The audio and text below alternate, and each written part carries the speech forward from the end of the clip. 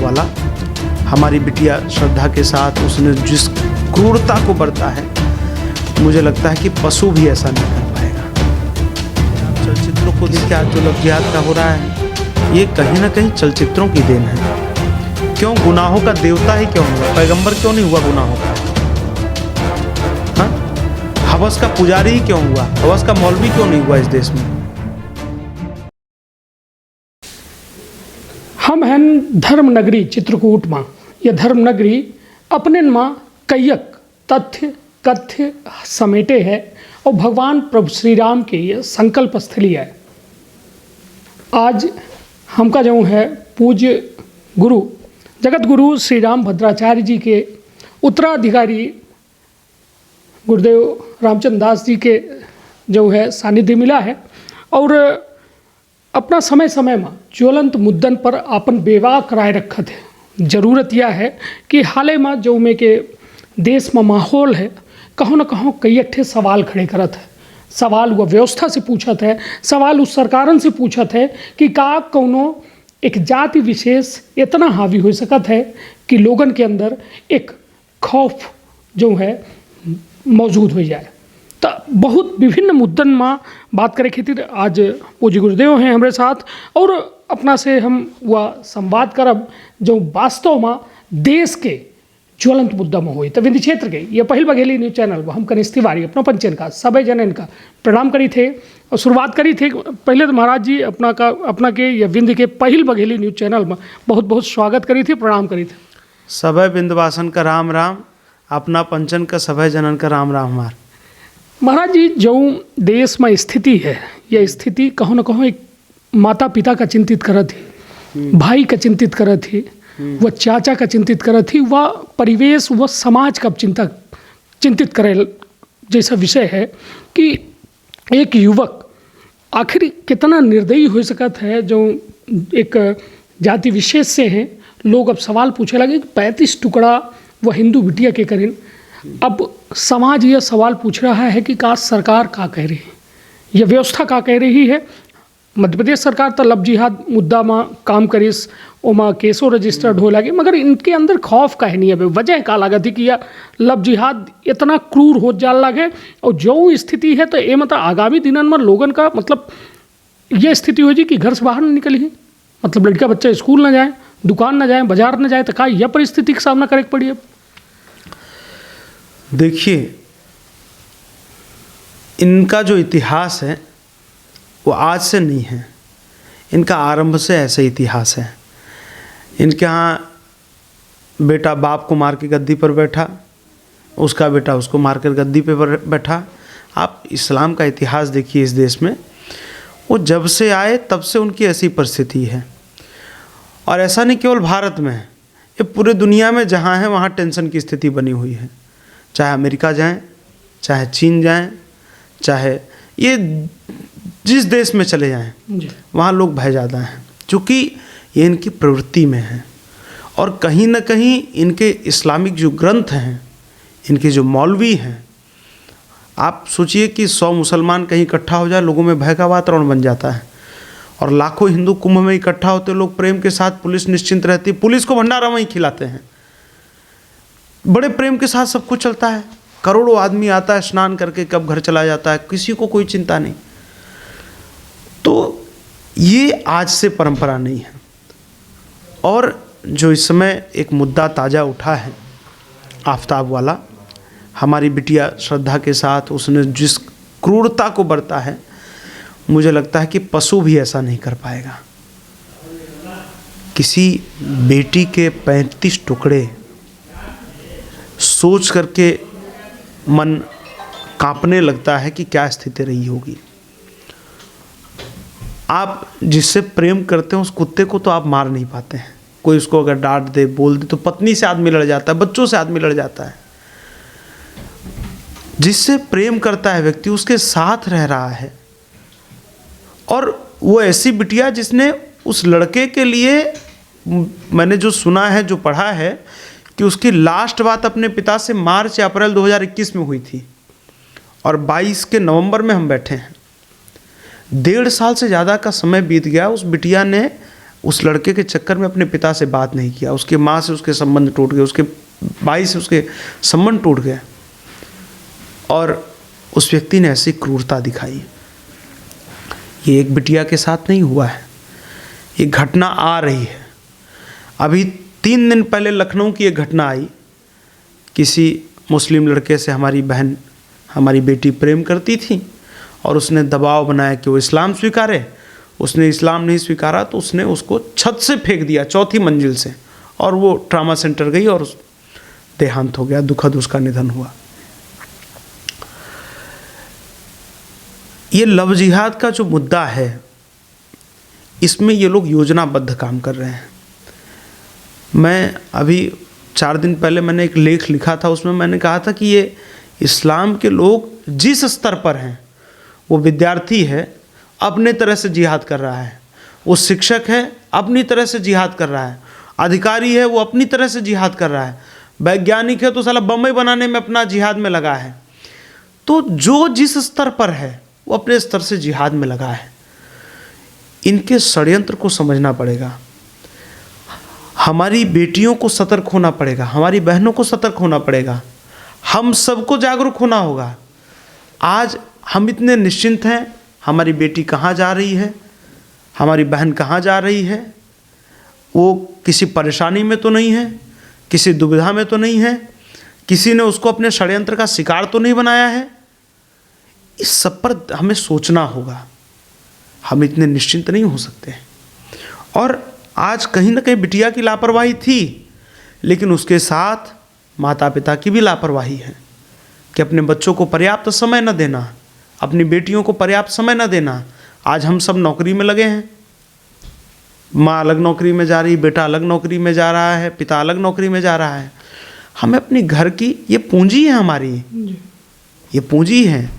एक बेटी से 2 परिवारों का सृजन होता है, 2 परिवार एक बेटी पर आधारित होते हैं, हमारी पीढ़ियाँ परंपराएं इन पर आधारित होती हैं।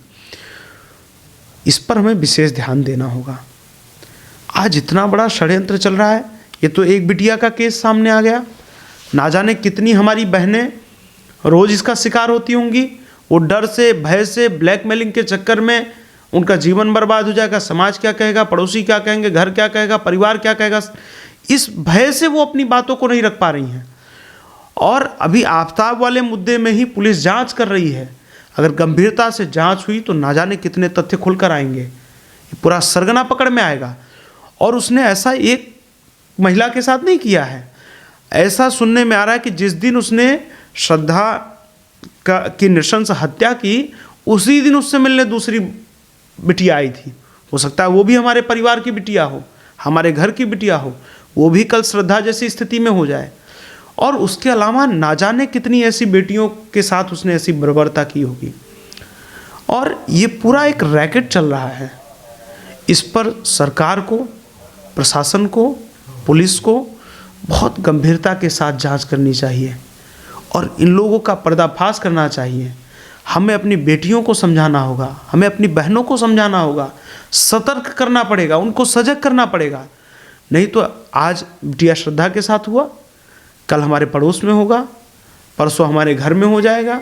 हमारी बेटी भी शिकार बन सकती है, हमारी बहन भी शिकार बन सकती है। इस नाते इस पर सतर्क होना होगा, देश को सोचना होगा, और नहीं सोचे तो कल को हमारे घर में भी घटना हो जाएगी। ये बहुत बड़ा षड्यंत्र चल रहा है। निश्चित तौर पर महाराज जी, आपके द्वारा जो है जो बोला जा रहा है कि एक पूरा समुदाय का रिप्रेजेंट, समुदाय को क्या आफताब कर सकता है, रिप्रेजेंट कर रहा है क्या? मतलब ये एक, जैसे आपने कहा अपना कहन कि मुसलमान, तो मतलब पर्टिकुलर कौनो एक व्यक्ति जो या मानसिकता के है, दूसरी मानसिकता, या फिर अपना एक समुदाय की बात कह रहे हैं? क्या आपको लगता है कि अकेले पहली घटना हुई है, अकेले आफताब की घटना हुई है? आप 2019 का या 20 का यूपीएससी का जो रिज़ल्ट आया, उसमें हमारी हिंदू बेटी टॉप की यूपीएससी को, और ट्रेनिंग में ही उसका एक मुस्लिम लड़के के साथ उसका संबंध हुआ, फिर दोनों ने विवाह कर लिया परिवार की इच्छा के बिना। आईएएस क्या होता है? समाज की अगर हम बौद्धिक क्षमता देखें तो लाखों में एक बच्चा आईएएस होता है। आप समझिए कि अगला मुस्लिम युवक आईएएस हुआ था, उसने वहाँ पर बेटी को फंसाया और 1 साल के अंदर ही फिर विवाह छूटा, उस बेटी का जीवन बर्बाद किया और फिर उसने दूसरी शादी कर ली। ऐसी लाखों घटनाएं हैं। आज अगर देश सोचना शुरू करे तो लाखों घटनाएं हैं और इसके लिए इस्लामिक जो बड़े बड़े संगठन हैं प्रॉपर फंड कर रहे हैं। और इसके अलावा भी आप देखेंगे इस समय तो यूपीएससी में भी इस्लाम का जिहाद हो रहा है। इस पर भी सरकार अगर जांच करे सतर्क होकर तो ना जाने कितनी घटनाएं निकलेंगी। हिंदी समझने वाले सब हैं, लेकिन उर्दू आप कितना जानते हैं? उर्दू सिलेबस आप कितना जानते हैं? आपके कौन प्रोफेसर जानते हैं?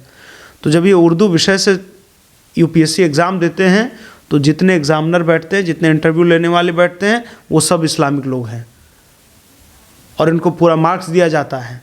अभी तो वो भी एक जिहाद है। ये जिस स्तर पर है, ऐसा नहीं, पूरी कम्युनिटी रेयर, आप कहते हैं रेयर लोग खराब होंगे, हम कहते हैं रेयर लोग अच्छे होंगे। बहुत कम लोग उंगलियों पे गिनने लायक होंगे कलाम साहब जैसे लोग जिस पर यह देश गर्व करता है, जिन्होंने इस देश को दिया। और हमारी आने वाली पीढ़ियां उनकी ऋणी रहेंगी, हम उनका आदर करते हैं। लेकिन उसके साथ जो ये कर रहे हैं, इनका इतिहास, आज आकर बाबा विश्वनाथ जी का मंदिर अब हमें मिल रहा है ना, आके क्या उनका संबंध था? कृष्ण जन्मभूमि तोड़ दिया, क्या उनका संबंध था? राम जन्मभूमि पे मकबरा बनाया, क्या उनका संबंध था? आप उज्जैन जाइए, बिल्कुल महाकाल जी के बगल में मस्जिद बनी, क्या महाकाल से उनका संबंध है? ये पूरा सुनियोजित षड्यंत्र चल रहा है। ये आज से नहीं, ये सदियों से कर रहे हैं। अब लेकिन हम सबको सजग होना होगा, अब सजग होना होगा, नहीं तो आगे परिस्थितियां और बिगड़ सकती हैं। और दूसरी बात, आप देखिए कि हमारे यहाँ भी जो वैदिक वर्ण व्यवस्था थी वो सभी वर्गों को लेकर था। आज बर्तन बनाने वाला आपको मुस्लिम मिलेगा, हमारी बहन बेटियों को जिनको हमारे यहाँ पति का बड़ा भाई नहीं छूता है, ससुर जिनके सामने मर्यादा रखता है, घर में मर्यादा का पालन किया जाता है, उन बहन बेटियों के कपड़ों की सिलाई ये इस्लामिक लोग करते हैं। आज घर में एसी बनाने वाला है वो आपको मुसलमान मिलेगा। और ये कब आएंगे? जब घर पर कोई नहीं होगा तभी आते हैं। ये हमारे घरों तक घुसने लगे, हमारी रसोई तक आने लगे हैं, हमारी बहन बेटियों से, बहुओं से इनका सीधा संपर्क हो रहा है। तो इन सब पर हमें चिंतन करना होगा। और अब इस प्रकार की जब घटनाएं सामने आ रही हैं, अब तो हम सबको सोचना पड़ेगा, बैठ करके इसका समाधान निकालना पड़ेगा, इन सबके षड्यंत्रों का पर्दाफाश करना पड़ेगा, नहीं तो आगे स्थितियां बहुत खराब होंगी। और इनका शुरू से ऐसा सिद्धांत है और इसके पीछे ये नहीं, इनकी जो परंपराएं हो जिम्मेवार हैं। हम चींटी को मर जाए तो पश्चाताप करते हैं, उनके यहाँ ऊँट मार दे तो कोई चिंता नहीं, उनके यहाँ हमारी बिटिया श्रद्धा जैसे लोगों को काट दे रहे कोई चिंता नहीं है। तो इन हमारे उनके सोच में माने बहुत दूरी, जमीन आसमान का अंतर है। तो अब हमें सोचना चाहिए, नहीं तो स्थिति आगे और भयावह होगी। सरकारों को भी सतर्क होना पड़ेगा, भय का माहौल है और ऐसे लोगों को चिन्हित करके इन्हें दंडित करना पड़ेगा। आज आप देखिए कि पूरी दुनिया में जहाँ भी बड़े हमले होते हैं, खुलेआम गोलियाँ चलती, सब जगह यही लोग हैं, कोई यहीं की बात थोड़ी है, सब जगह की यही परिस्थिति है। इसलिए सबको अब सतर्क होना होगा, हमें सजग होना होगा, सरकारों को सजग होना होगा और ऐसे लोगों को चिन्हित करके इनका जो स्थान है वहाँ तक पहुँचाना पड़ेगा।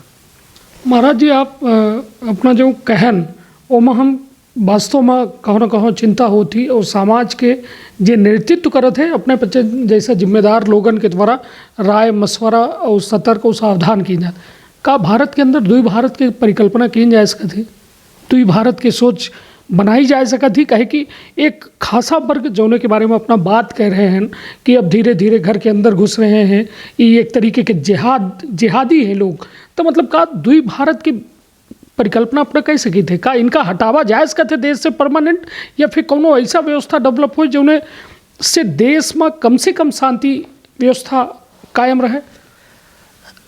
एक बार तो उन्होंने लिया, आज भूखे मर रहे हैं, खाने को नहीं है, पूरे दुनिया से कर्जा मांग रहे हैं।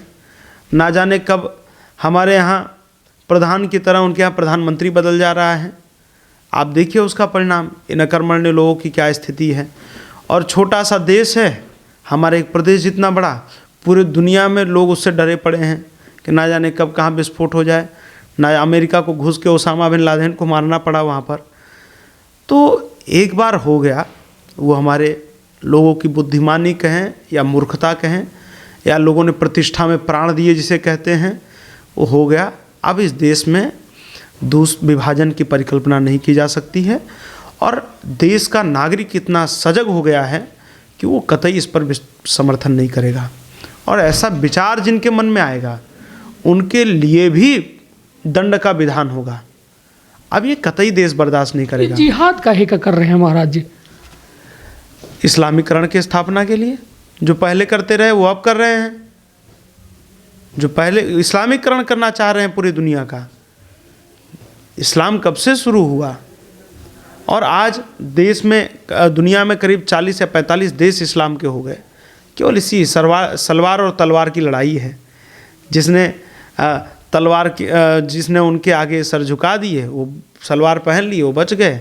जो तलवार से लड़ा वो, आज हम हिंदू बचे हैं।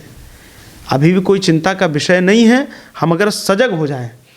और रही बात इस देश में विभाजन की, तो अब ये कतई सही नहीं होगा। अगर भारत में रहना होगा तो वंदे मातरम कहना होगा। इस देश में रहना है तो भारत माँ का सम्मान करना पड़ेगा। ये हिंदुस्तान है, कोई इस्लामिस्तान नहीं है। हिंदुओं का उनको आदर करना होगा। ये पहले हिंदुओं का देश है। जब धर्म के आधार पर इस देश का विभाजन हुआ था, इस्लाम लोगों को अलग से देश दिया गया, तो ये पहले हिंदुओं का देश है। हमारी परंपराओं का उन्हें आदर करना पड़ेगा। हमारे हिंदू धर्म के प्रतीक चिन्हों का, गाय गंगा गौरी का उनको आदर करना पड़ेगा। हमारे देवस्थानों की मर्यादा का उनको पालन करना पड़ेगा। ये हमारे ऊपर अतिक्रमण नहीं कर सकते हैं और ना अब देश सहेगा। हिंदू जागरूक हो चुका है और अपने धर्म के लिए, अपनी परंपरा के लिए लड़ेगा। समाधान क्या है गुरुजी? कैसे लोग सतर्क रहें, कैसे सावधान हो जाएं?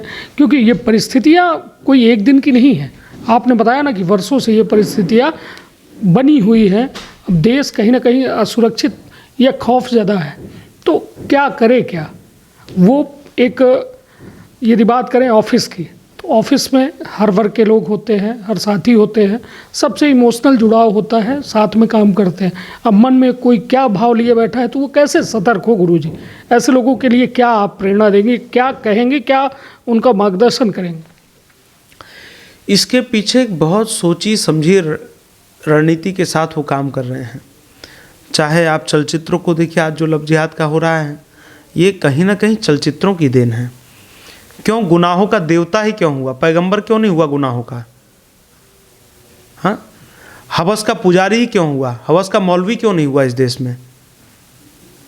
आप सोचिए, इसके पीछे कितनी बड़ी योजना के साथ काम किया गया है। हवस का मौलवी कोई नहीं कहता, लेकिन हवस का पुजारी सब कहते हैं। गुनाहों का पैगंबर नहीं हुआ, गुनाहों का देवता है इस देश में। इसके पीछे बहुत बड़ी रणनीति के साथ वो काम कर रहे हैं। हमें सजग रहना होगा, विश्वास जल्दी नहीं करना है। और अगर हम जरा सा सावधानी में हो, इनका इतिहास शुरू से ही ऐसा रहा है कि आप पिछले दिनों हम लोगों ने तो कश्मीर की घटनाओं को पुस्तकों में पढ़ा था, लेकिन पिछले कुछ महीने पहले द कश्मीर फाइल्स करके एक फिल्म आई, और उस फिल्म में हमने देखा कि हमारे कश्मीरी भाइयों के साथ किस प्रकार की बर्बरता बरती गई। इस सदी का मुझे लगता है कि सबसे बड़ी घटना अगर कोई हुई होगी तो हमारे कश्मीरी हिंदू भाइयों के साथ हुई, कश्मीरी पंडितों के साथ हुई। और उनके साथ घटना करने वाले कौन लोग थे?